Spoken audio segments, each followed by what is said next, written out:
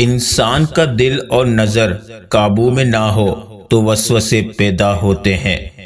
غلطیوں کا احساس ہی کامیابی کی کنجی ہے۔ پیسہ انسان کو اوپر لے جا سکتا ہے، لیکن انسان پیسہ اوپر نہیں لے جا سکتا۔ خدا نے تم سے کوشش مانگی ہے، نتیجہ نہیں۔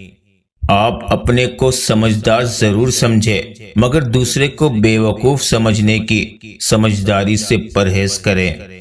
درد کا سجدہ ہو اور اللہ نہ ملے، ایسا ممکن ہی نہیں۔ زبان کو قابو میں رکھو، یہ ایسا تیر ہے جس کا نشانہ اکثر غلط ہی ہوتا ہے۔ منزلیں چاہے جتنی بھی بڑی کیوں نہ ہو، راستے پاؤں کے نیچے ہی ہوتے ہیں۔ خود کا دوسروں کے ساتھ مقابلہ کرنا چھوڑ دیں۔ سورج ہو یا چاند، اپنے اپنے وقت پر چمکتے ہیں۔ بد دعا کے مقام پہ دعا دینا سیکھو، یہ اصل انسانیت ہے۔ اپنا غم ہر کسی کو مت بتائیں، کیونکہ مرہم ہر گھر میں ہو نہ ہو، نمک ہر گھر میں ضرور ہوتا ہے۔ دنیا میں سب سے تیز رفتار چیز دعا ہے، جو دل سے زبان تک پہنچنے سے پہلے اللہ تعالیٰ کے پاس پہنچ جاتی ہے۔ دو عمل ایسے ہوتے ہیں جن کا ثواب تولا نہیں جاتا، معاف کرنا اور انصاف کرنا۔ وقت گہرے سمندر میں گرا ہوا موتی ہے، جس کا دوبارہ ملنا ناممکن ہے۔ شک ایک ایسی بیماری ہے جو انسان کا سکون ختم کر دیتی ہے۔ سوچ اچھی ہونی چاہیے، کیونکہ نظر کا علاج ممکن ہے، لیکن نظریے کا نہیں۔ دنیا میں سب سے زیادہ مطمئن لوگ وہ ہیں جنہیں اپنے معاملات اللہ تعالیٰ کے سپرد کرنے کی عادت ہو۔ یاد رکھیں، اگر آپ اپنے رب پر بھروسہ رکھتے ہیں تو یہ بھی جان لیں کہ آپ کا رب اس بھروسے کو کبھی ٹوٹنے نہیں دے گا۔ بے شک بات میں نرمی اختیار کریں، کیونکہ بنسبت الفاظ کے لہجے کا اثر زیادہ پڑتا ہے۔ اگر کسی کی شخصیت کو پہچاننا چاہتے ہیں تو یہ نہ دیکھیں کہ لوگ اس کے بارے میں کیا کہتے ہیں، بلکہ یہ دیکھیں کہ وہ لوگوں کے بارے میں کیسے گفتگو کرتا ہے۔ جس طرح درخت کی قیمت اس کے پھل کے حساب سے ہوتی ہے، اس طرح انسان کی قیمت اس کے اخلاق کے حساب سے ہوتی ہے۔ بے شک نیکیاں برائیوں کو مٹا دیتی ہے۔ بینائی کی انتہا یہ ہے کہ آدمی خود کو پہچان لے۔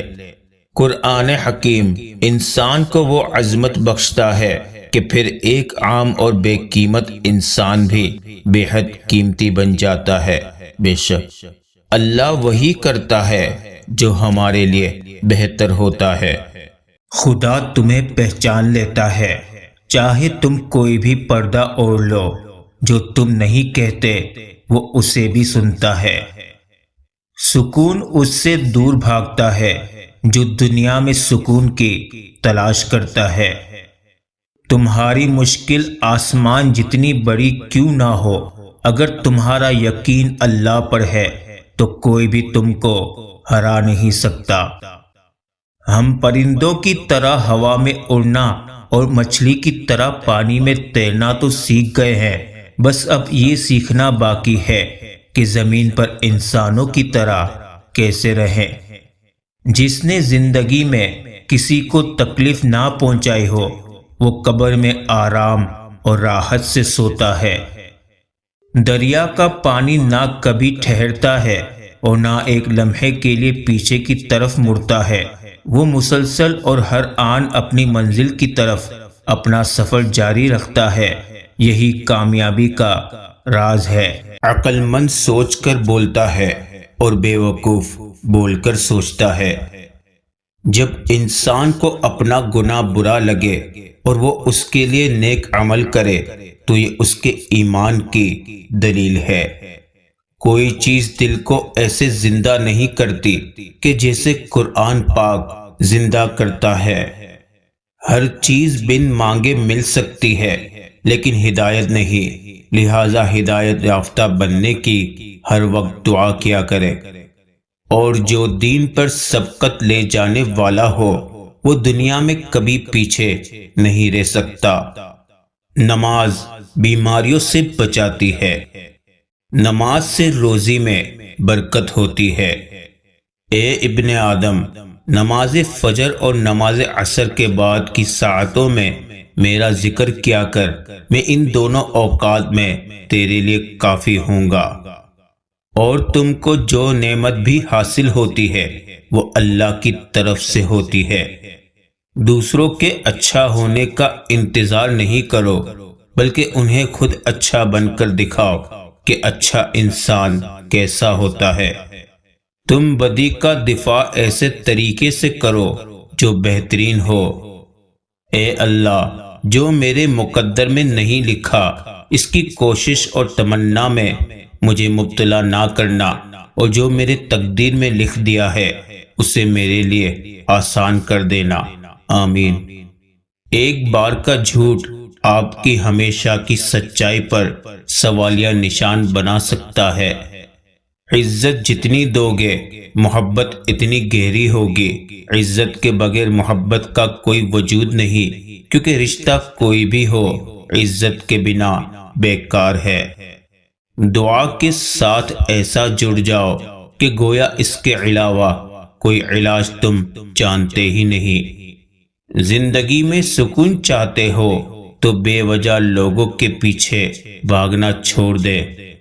وقت پیسے سے زیادہ قیمتی ہے۔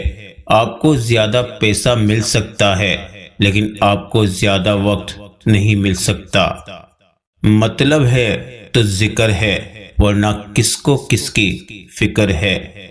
زندگی میں ایک بات ہمیشہ یاد رکھے، مکھن لگانے والوں کے ہاتھوں میں ہمیشہ چاقو ہوتا ہے۔ کسی نیک عمل کی توفیق مل جانا ہی قبولیت کی نشانی ہے۔